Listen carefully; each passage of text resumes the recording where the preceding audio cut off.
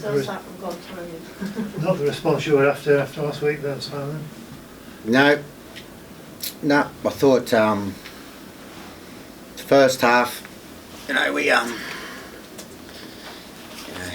first half we conceded a couple of tries on last play. I thought, as I just said to the guys, I thought in the first half our confidence levels weren't good enough, but in the second half we're talking about character, and that's the issue. I think they scored 4 tries off last play. Alright, so we did a reasonable job. Plays 1 to 5, and then we gift them 3 or 4 tries on last play, and when our team's playing really well, our goal line D's a real feature of our game, and tonight we just conceded far too many tries that they didn't really have to work for.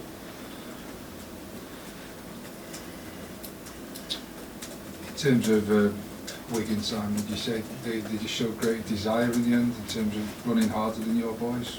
Yep. Agree. They showed more resilience on their goal line.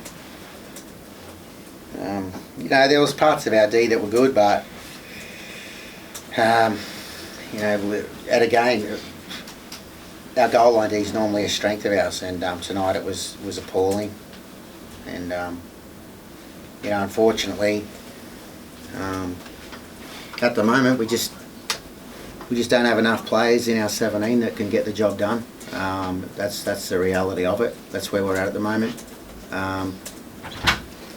We can't build pressure for long periods. Can't defend our try line long periods.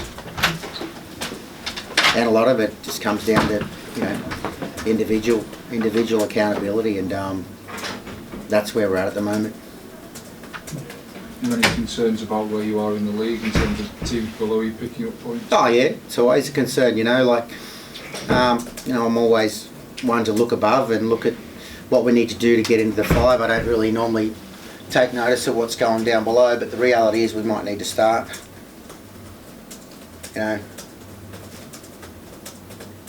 Again, like I said to the guys, when I got here last year, we were in a predicament where guys' jobs were on the line, and we were able to win 12 out of 13.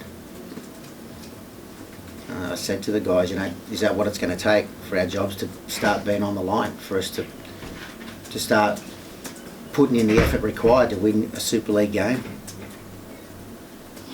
So at the moment, it's the desire from our team. You talk about Wigan's desire.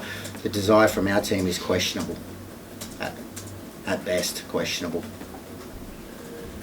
You had a couple of close games against Wakey this season. You obviously go there next week.